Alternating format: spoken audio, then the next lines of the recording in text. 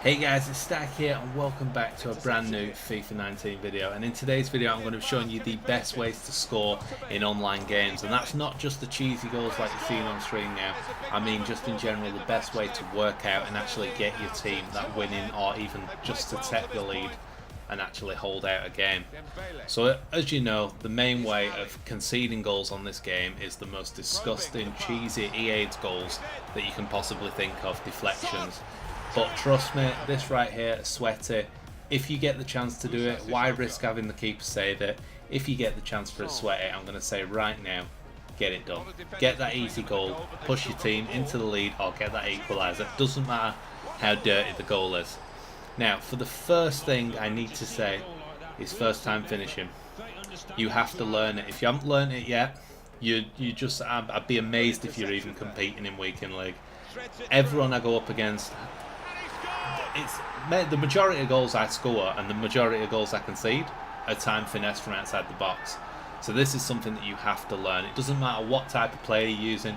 I've scored some with Eric Bailly outside the box. It does not matter who you hit him with. If you get that green time finesse to go in top corner, it's going to be a hard one to save. And to be honest, this is the main way you're ever going to be scoring, like out of everything, even when the ball deflects to you on the edge.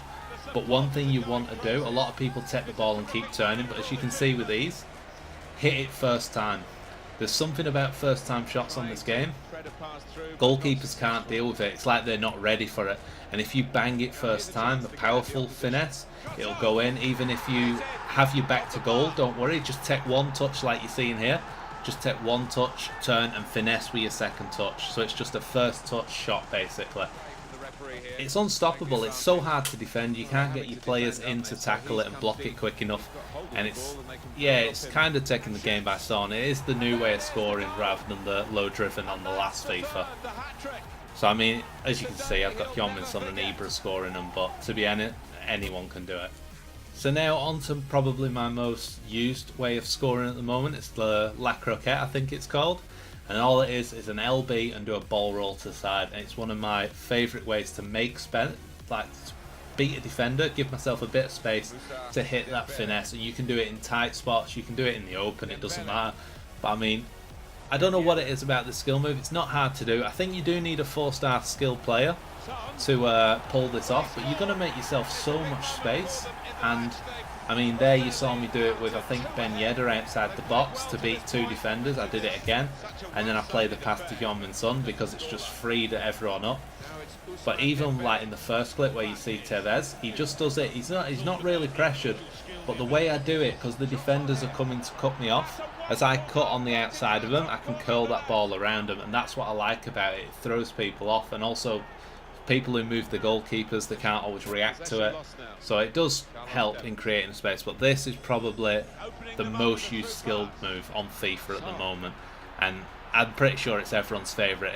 It is quite a difficult skill move to tackle and stop as well. Now on to the next one. The next one is, whoa, it's hard to say. I don't know if I prefer this or the La Croquette.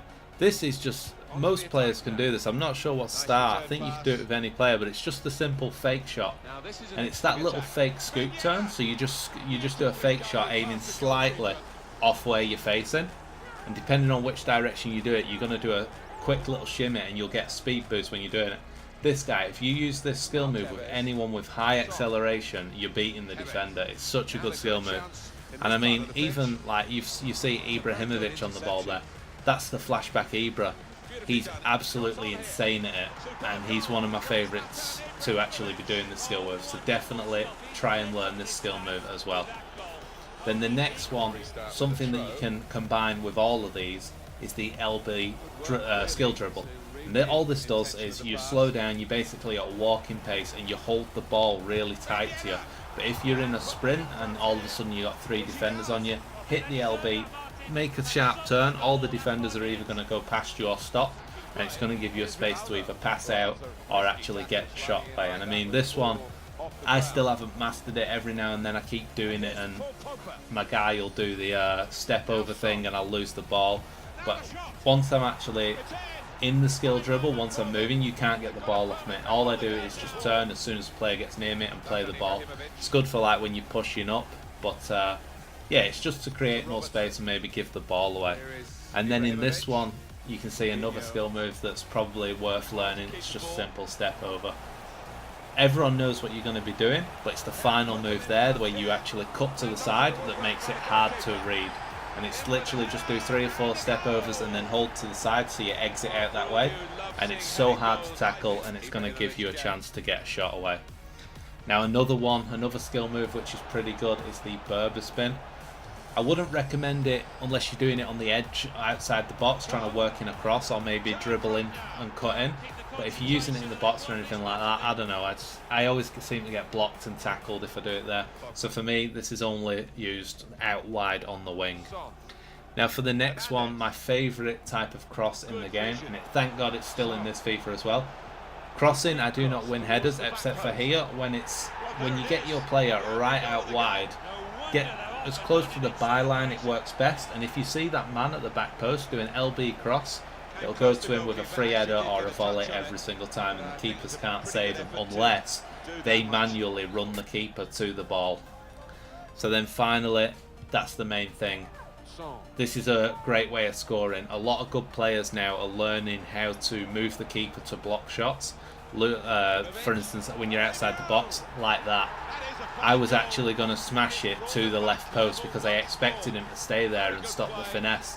But because he moved to the opposite post, I decided to then carry on with the finesse. So I mean, a lot of goals I'm scoring in FUT Champions, once I start getting like around the gold and elite mark, a lot of opponents are moving the goalkeepers, and it is easily beatable. You just have to wait for them to commit their goalkeeper to try and stop you, and you can do this by doing the fake shots.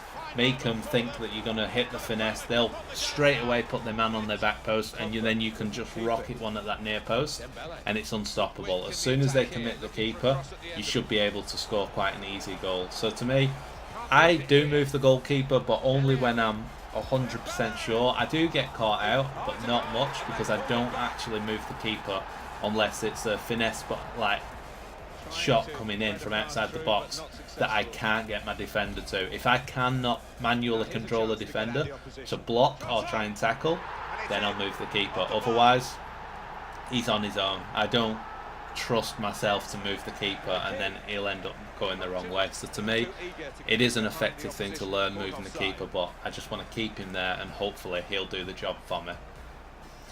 Now when it comes to scoring goals, in this clip you've seen a few players hit some. You've seen the SBC Ibra, you've seen Heung-min Son, maybe Felipe Anderson might have been in here. You've seen some good players, but trust me, you don't need them necessarily. The higher rated player, yeah, you're going to be scoring a lot of goals, and they're going to be going in a lot easier. My Ibrahimovic, Rivaldo, my SBC Tevez, they score almost every time they get in the box, and that they should do because they're a high rated player. But my Ben Yedder and Dembele still score every game. They do get a few more chances wasted, but they still score every game because they're the 5-star weak foot, and they're able to do it on both sides. So it is up to you, and depending on what team you've got. But for me, just use a player that you're comfortable with. For me, I need one tall, strong striker, and I need a fast one. So for me, Heung-min Son's on the right in game, and Ibra is on the left. Ibra shakes off everyone and scores the goal, and Heung-min Son either gets every single rebound, or he's the one getting on the end of the throw balls. But again, it's up to whatever you can afford or whatever your team's set up as, but you can work it however you want. You just need to learn how to get these skill moves, because you do not need fast players to do it. I mean, Ibra, I think his SBC card has 84 pace, but if you learn these skill moves, you can easily create space to bang a shot, and almost everything he hits goes in the back of the net. He is a broken card. So yeah, that's going to be it for this video, guys. I really hope you enjoyed it. I hope this does help you. Make sure to give it a like if it does, and also hit that subscribe button. I will be posting more FIFA 19 videos soon. But for now, I'm out.